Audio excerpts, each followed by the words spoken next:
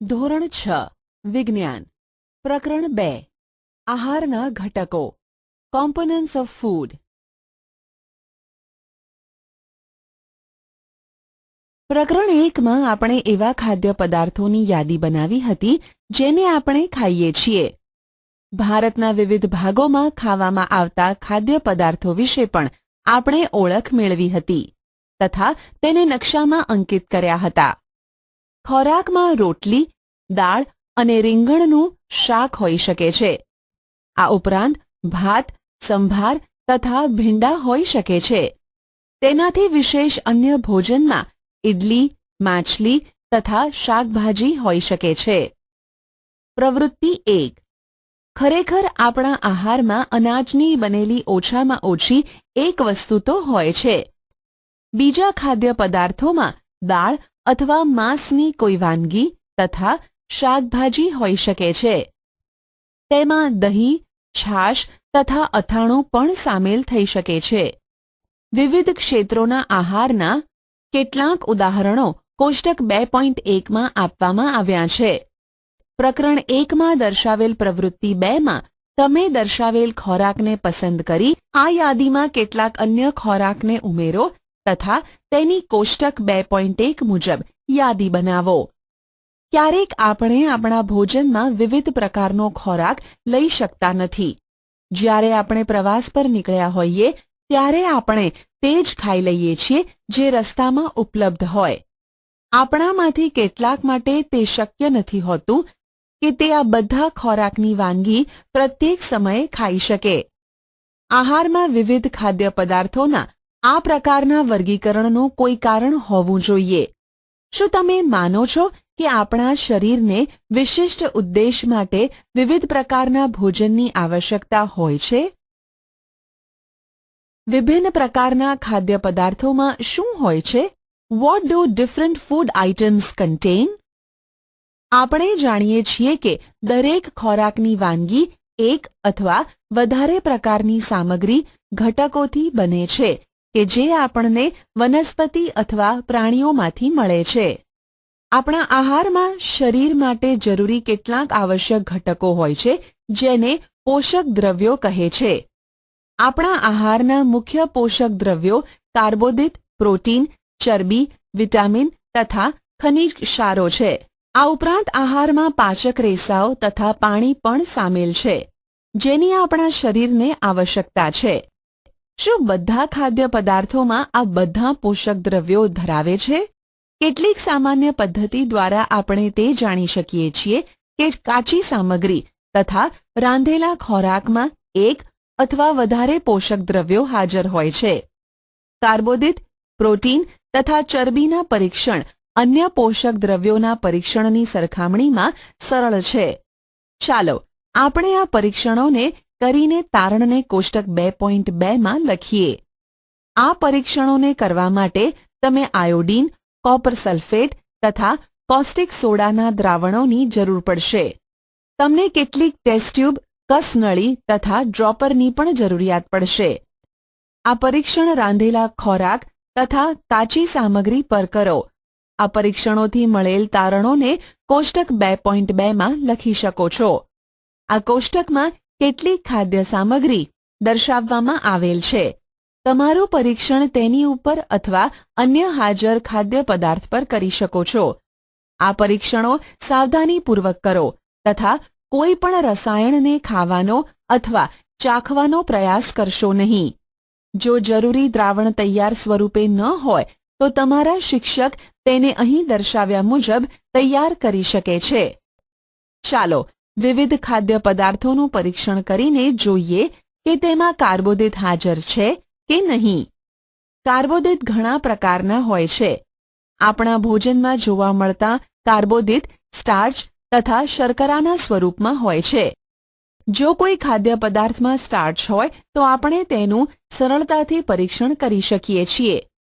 આયોડીનનું મંદ દ્રાવણ બનાવવા માટે પાણીથી અડધી ભરેલ ટેસ્ટ ટ્યુબમાં ટિંચર આયોડીનના કેટલાક ટીપા નાખો. કોપર સલ્ફેટનું દ્રાવણ બનાવવા માટે 100 મિલીલીટર પાણીમાં 2 ગ્રામ કોપર સલ્ફેટ ઓગાળવામાં આવે છે. 100 મિલીલીટર પાણીમાં 10 ગ્રામ કોસ્ટિક સોડા ઓગાળવાથી જરૂરી કોસ્ટિક સોડાનું દ્રાવણ બની જાય છે. પ્રવૃત્તિ 2. સ્ટાર્ચનું પરીક્ષણ. પરીક્ષણ માટે ખાદ્ય પદાર્થ અથવા કાચી સામગ્રીની અલ્પ માત્રા લો. તેમાં 2-3 ટીપાં દ્રાવ્ય આયોડીન દ્રાવણના ઉમેરો. ખાદ્ય સામગ્રીમાં થતા પરિવર્તનને જુઓ. શું તે ભૂરો કાળો થઈ ગયો છે? આ ભૂરો કાળો રંગ સ્ટાર્ચની હાજરી સૂચવે છે. આ પરીક્ષણને અન્ય કોઈ ખાદ્ય સામગ્રી સાથે પુનરાવર્તન કરીને તપાસ કરો કે કયા પદાર્થમાં સ્ટાર્ચ છે. તમારા તારણોને કોષ્ટક 2.2 માં લખો. પ્રોટીન માટેનું પરીક્ષણ. પરીક્ષણ માટે ખાદ્ય સામગ્રીની થોડીક માત્રા લો. જો તે ઘન હોય તો તેની પેસ્ટ, લુગદી અથવા પાવડર બનાવવાની જરૂરિયાત પડે છે. ખાદ્ય પદાર્થની થોડી માત્રાને વાટીને તેનો પાવડર એક સાફ ટેસ્ટ ટ્યુબમાં લો. તેમાં 10 ટીપાં પાણીના ઉમેરી બરાબર હલાવો. હવે ડ્રોપરની મદદથી ટેસ્ટ ટ્યુબમાં 2 ટીપાં કોપર સલ્ફેટના દ્રાવણના તથા 10 ટીપાં કોસ્ટિક સોડાના દ્રાવણના નાખો. બરાબર હલાવીને ટેસ્ટ ટ્યુબને થોડા સમય માટે રહેવા દો. તમે શું જોયું? શું ટેસ્ટ ટ્યુબમાં રહેલ પદાર્થ જાંબલી રંગનો થઈ ગયો?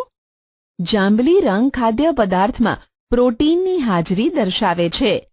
હવે તમે આ પરીક્ષણને બીજા ખાદ્ય પદાર્થ માટે પુનરાવર્તિત કરી શકો છો. કોષ્ટક 2.2. ખાદ્ય પદાર્થોમાં હાજર પોષક તત્વો. ખાદ્ય સામગ્રી. સ્ટાર્ચ હાજર, પ્રોટીન હાજર, ચરબી હાજર.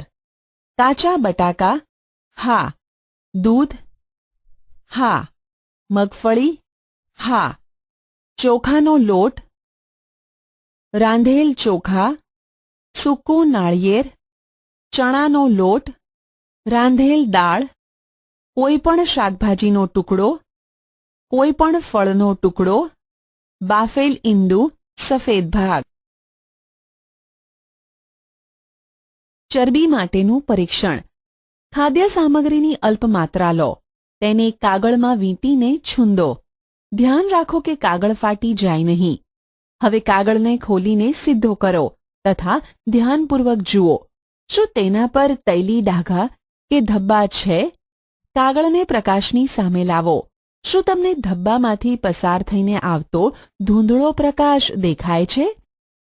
કાગળ પર તેલના ડાઘા, લિપિડ, ચરબીની હાજરી સૂચવે છે. ખાદ્ય પદાર્થ કે સામગ્રીમાં ક્યારેક પાણીની હાજરી પણ હોઈ શકે છે.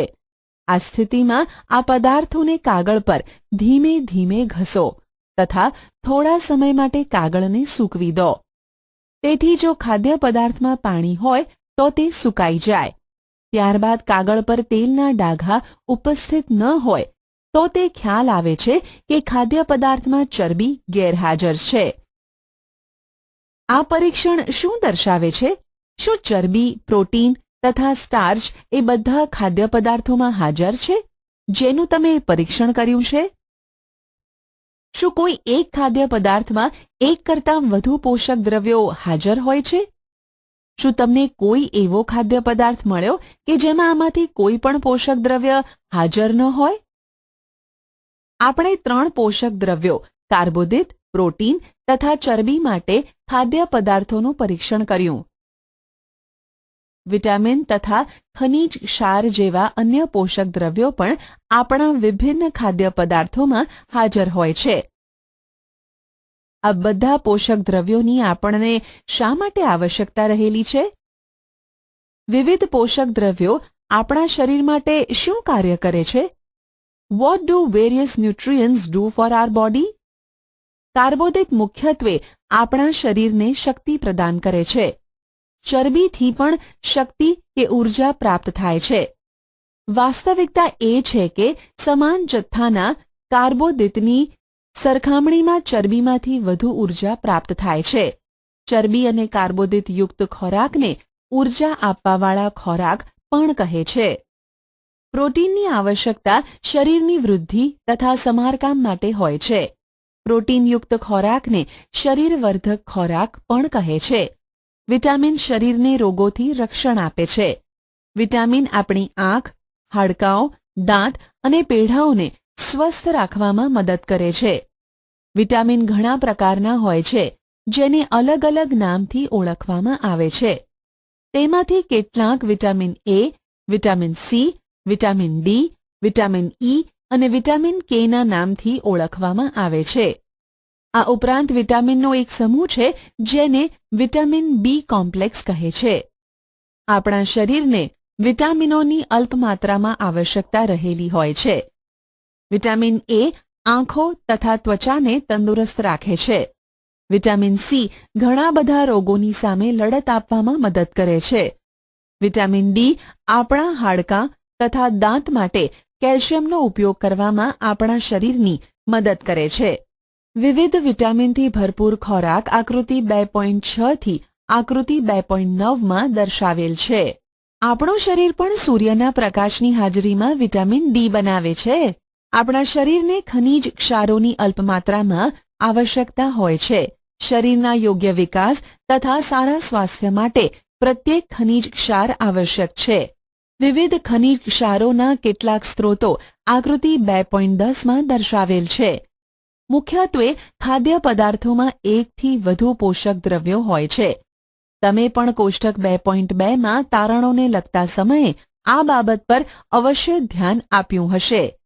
છતાં પણ કોઈ કાચી સામગ્રીમાં એક નિશ્ચિત પોષક દ્રવ્યની માત્રા બીજા પોષક દ્રવ્યની માત્રાથી વધારે હોય છે. ઉદાહરણ તરીકે ચોખામાં કાર્બોદિતની માત્રા બીજા પોષક દ્રવ્ય કરતાં અત્યંત વધારે હોય છે. આથી એવું કહી શકીએ કે ચોખા એ કાર્બોદિત સમૃદ્ધ ખોરાક છે. આ પોષક દ્રવ્યો ઉપરાંત આપણા શરીરને પાચક રેસા તથા પાણીની પણ આવશ્યકતા હોય છે. પાચક રેસા વૃક્ષાંશના નામે ઓળખાય છે. આપણા ખોરાકમાં વૃક્ષાંશ રેસાની પૂર્તતા વનસ્પતિ ઉત્પાદનોમાંથી થાય છે. વૃક્ષાંશના મુખ્ય સ્ત્રોતો અનાજ, દાળ, બટાટા, તાજા ફળો અને શાકભાજી છે. વૃક્ષાંશ આપણા શરીરને કોઈ પણ પોષક દ્રવ્ય પ્રદાન કરતા નથી, છતાં પણ તે આપણા ભોજનનો આવશ્યક ઘટક છે અને તેના જથ્થાને વધારી દેવો જોઈએ. રેસાઓ અપાચિત ખોરાકને આપણા શરીરમાંથી બહાર કાઢવામાં મદદ કરે છે. પાણી આહારમાં રહેલા પોષક દ્રવ્યોનું શોષણ કરવામાં આપણા શરીરને મદદ કરે છે. તે કેટલાક નકામા પદાર્થો જેવા કે મૂત્ર તથા પરસેવાને શરીરમાંથી બહાર કાઢવામાં પણ મદદ કરે છે. સામાન્ય રીતે આપણા શરીરને જેટલા પાણીની જરૂરિયાત છે તે પાણી આપણને એ દ્રવ્યોમાંથી પ્રાપ્ત થાય છે જેને આપણે પ્રવાહી સ્વરૂપે લઈએ છીએ, જેમ કે પાણી, દૂધ, ચા વગેરે. આ ઉપરાંત આપણે જે ખોરાક રાંધીએ છીએ તેમાં પણ પાણીનો ઉપયોગ કરીએ છીએ.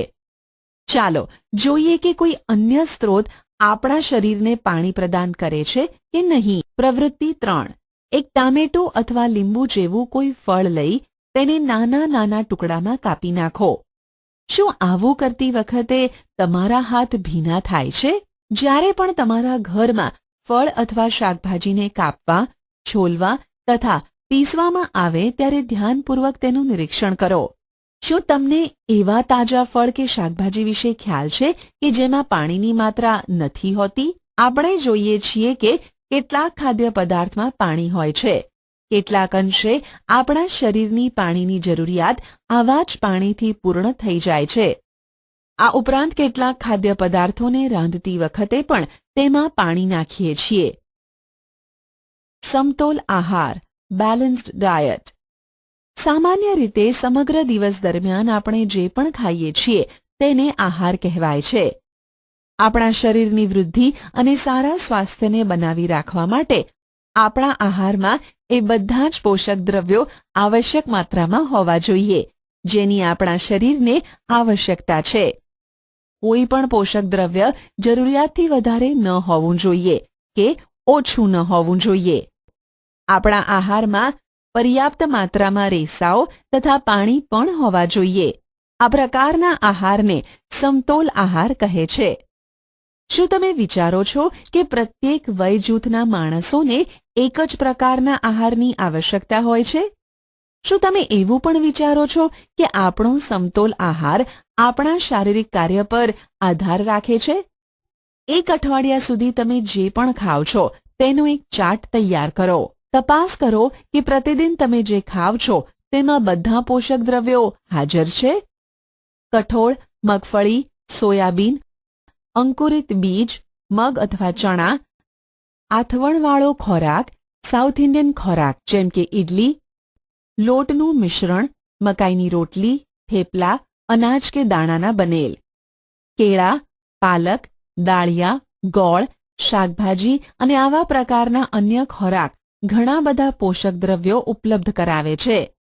એટલા માટે કોઈ પણ વ્યક્તિ ખર્ચાળ ખોરાક સિવાય પણ સમતોલ આહાર ખાઈ શકે છે.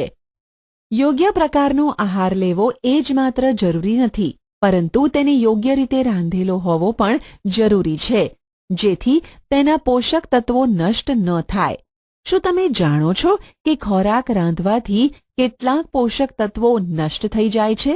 પહેલી એ જાણવા માટે ઉત્સાહી છે કે શું પ્રાણીઓના ખોરાકમાં પણ આ બધા પોષક દ્રવ્યો હાજર હોય છે?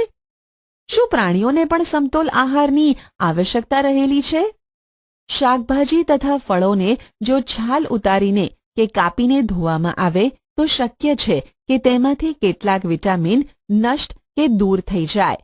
શાકભાજી તથા ફળોની છાલમાં કેટલાય મહત્વના વિટામિન તથા ખનિજ ક્ષારો હાજર હોય છે.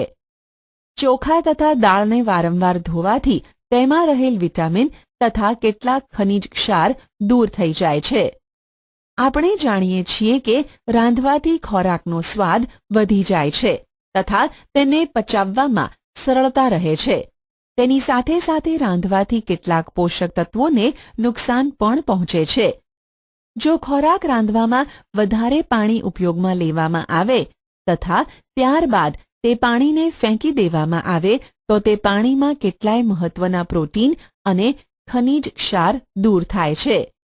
ખોરાક રાંધવાથી સરળતાથી વિટામિન સી નષ્ટ થઈ જાય છે. શું એ યોગ્ય નથી કે આપણે આપણા આહારમાં કેટલાક ફળ તથા કાચા શાકભાજીનો ઉપયોગ કરીએ? બુજોએ વિચાર્યું કે હંમેશા ચરબીયુક્ત આહાર ખાવો જ યોગ્ય છે. એક વાટકી કાર્બોદિત યુક્ત ખોરાકની તુલનામાં એક વાટકી ચરબીવાળો ખોરાક વધારે ઉર્જા આપે છે, ખરું ને? આથી તેણે તળેલી વસ્તુઓ જેવી કે સમોસા, પૂરી, મલાઈ, રબડી, પેંડા વગેરે ભરપૂર ચરબીયુક્ત આહાર ખાધો. તેના સિવાય અન્ય ખોરાક ખાધો નહીં. શું તમે વિચારો છો કે તેણે ઠીક કર્યું હશે? ના, ખરેખર નહીં જ. આટલું વધારે પડતું ચરબીયુક્ત ભોજન આપણા માટે હાનિકારક સાબિત થઈ શકે છે. આપણા ભોજનમાં ચરબીની વધુ માત્રા મેદસ્વીતાનું કારણ બને છે. ત્રુટિજન્ય રોગો, ડેફિશિયન્સી ડિઝીઝીસ.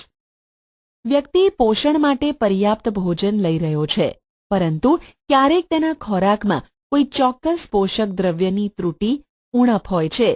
જો આ ઉણપ લાંબા સમય સુધી રહે તો તે વ્યક્તિમાં કેટલીક ખામી ઉત્પન્ન થાય છે. એક કે વધુ પોષક દ્રવ્યની ઉણપ આપણા શરીરમાં રોગ કે વિકૃતિઓ ઉત્પન્ન કરી શકે છે. એ રોગ કે જે પોષક દ્રવ્યોના લાંબા સમય સુધીના અભાવના કારણે થાય છે તેને ત્રુટિજન્ય રોગો કહે છે. જો કોઈ વ્યક્તિ તેના આહારમાં પર્યાપ્ત પ્રોટીન નથી લઈ રહી તો તેણીની વૃદ્ધિ કુંઠિત થવી, ચહેરો ફૂલી જવો, વાળનો રંગ ફિક્કો પડવો, ત્વચાના રોગો અને ઝાડા જેવા રોગો થઈ શકે છે. જો કોઈ વ્યક્તિ પ્રોટીન તથા કાર્બોદિત જેવા આહારથી લાંબા સમય સુધી વંચિત રહે તો તેની વૃદ્ધિ સંપૂર્ણ અટકી જાય છે. આવી વ્યક્તિ ખૂબ જ દુબળી પાતળી થઈ જાય છે. તે એટલી દુબળી થઈ જશે કે ચાલવા માટે પણ અસમર્થ થઈ જાય છે. વિવિધ વિટામિનો અને ખનિજ ક્ષારોના અભાવથી રોગ અથવા વિકૃતિઓ થઈ શકે છે. તેમાંથી કેટલાક કોષ્ટક 2.3માં દર્શાવવામાં આવેલ છે. આવા ત્રુટિજન્ય રોગોને સમતોલ આહાર લેવાથી અટકાવી શકાય છે. આ પ્રકરણમાં આપણે એ જાણવાનો પ્રયત્ન કર્યો કે જુદા જુદા વિસ્તારોમાં ખોરાકની એટલી વધારે વિવિધતા હોવા છતાં પણ આહારમાં પોષક તત્વોનું વિતરણ સામાન્ય શા માટે છે? આ વિતરણ આપણા ભોજનમાં આવશ્યક પોષક તત્વોની હાજરી સુનિશ્ચિત કરે છે.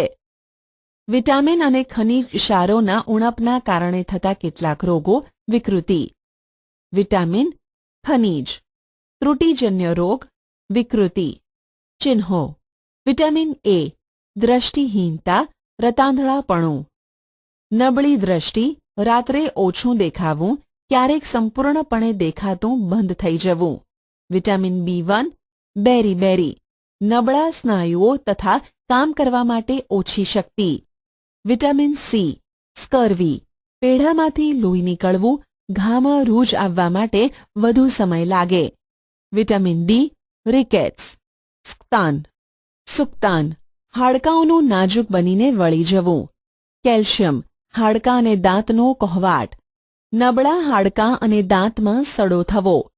આયોડીન, ગોઈટર, ગલગંડ, ગરદનમાં આવેલ ગ્રંથિ ફૂલી જવી, બાળકોમાં માનસિક મંદતા. આયર્ન, એનિમિયા, પાંડુરોગ, નબળાઈ. પારિભાષિક શબ્દો. સમતોલ આહાર, બેલેન્સ્ડ ડાયટ, બેરી, કાર્બોદિત, કાર્બોહાઈડ્રેટ્સ, ઉર્જા, એનર્જી, ચરબી, ફેટ્સ, ખનિજ ક્ષાર, મિનરલ્સ, પોષક દ્રવ્યો, ન્યુટ્રિયન્ટ્સ, પ્રોટીન, રેસા, વૃક્ષાંશ, રફેજ, સ્કર્વી, સ્ટાર્ચ, વિટામિન.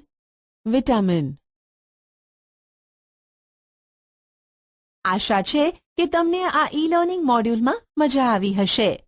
આભાર.